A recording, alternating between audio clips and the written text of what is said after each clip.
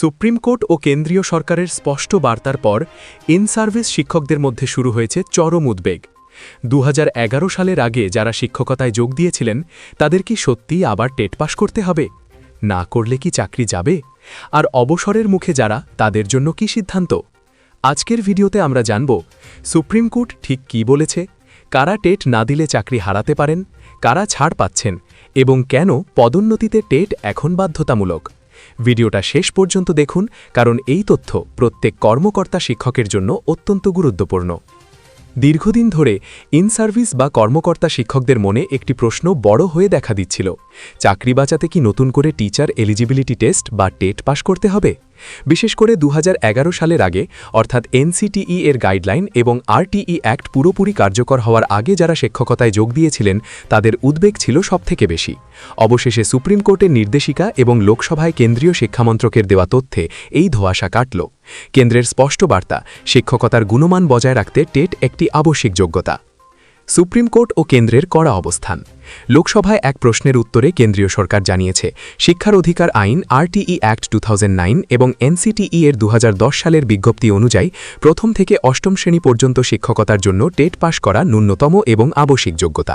Supreme court তাদের রায়ে পরিষ্কার করে দিয়েছে যে টেট হল একটি এসেনশিয়াল কোয়ালিফিকেশন, অর্থাৎ কোনো শিক্ষক এই যোগ্যতা ছাড়া দীর্ঘমেয়াদে চাকরিতে বহাল থাকতে পারেন না, সে তিনি নিয়োগের সময় টেট পাস করে থাকুন বা নাই থাকুন।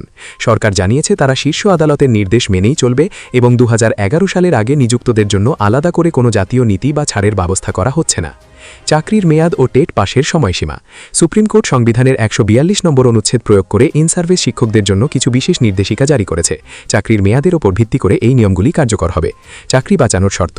যে সমস্ত শিক্ষকের চাকরির মেয়াদ অবসরের আগে ৫ বছরের বেশি বাকি আছে তাদের চাকরি বজায় রাখতে হলে আদালতের রায়ের তারিখ থেকে পরবর্তী ২ বছরের মধ্যে টেট পরীক্ষায় পাশ করতেই হবে। এটি তাদের জন্য বাধ্যতামূলক করা হয়েছে। অবসরের মুখে থাকা শিক্ষকদের ছাড়। যাদের চাকরির মেয়াদ আর ৫ বছরের কম বাকি আছে তাদের ক্ষেত্রে কিছুটা স্বস্তি দেওয়া হয়েছে। এই নির্দিষ্ট অংশে শিক্ষকরা টেট পাস না করলেও তাদের চাকরি যাবে না, তারা তাদের অবসরের বয়স বা সুপার অ্যানুয়েশন পর্যন্ত কাজ চালিয়ে যেতে পারবেন। পদোন্নতিতে বড় বাধা। চাকরি রক্ষার ক্ষেত্রে বয়োজ্যেষ্ঠ বা অবসরের মুখে থাকা শিক্ষকদের কিছুটা ছাড় দেওয়া হলেও পদোন্নতি বা প্রমোশনের ক্ষেত্রে নিয়ম অত্যন্ত কঠোর। আদালত ও কেন্দ্রের নির্দেশ অনুযায়ী চাকরির মেয়াদ ৫ বছরের কম বা বেশি যাই হোক না কেন, টেট পাস না করলে কোনো ইন সার্ভিস শিক্ষক পদোন্নতি পাবেন না। পদোন্নতির জন্য টেট যোগ্যতা অর্জন করা এখন থেকে সকলের জন্য বাধ্যতামূলক। সরকার স্পষ্টভাবে জানিয়ে দিয়েছে, আদালতের এই রায়ের বাইরে গিয়ে নতুন কোনো নিয়ম তৈরি করা হবে না, ফলে শিক্ষকদের এখন টেট প্রস্তুতি নেওয়া ছাড়া আর কোনো বিকল্প খোলা রইল না। শিক্ষকতা শুধু চাকরি নয়, এটা দায়িত্ব, এটা ভবিষ্যৎ গড়ার কাজ, কিন্তু আইনের নিয়ম না জানলে সেই ভবিষ্যৎই অনিশ্চিত হয়ে যেতে পারে। আপনি যদি একজন শিক্ষক হন, কমেন্টে লিখুন টেট রেডি। আর যদি এই তথ্য গুরুত্বপূর্ণ মনে হয় তাহলে ভিডিওটা শেয়ার করুন আপনার সহকর্মীদের সাথে।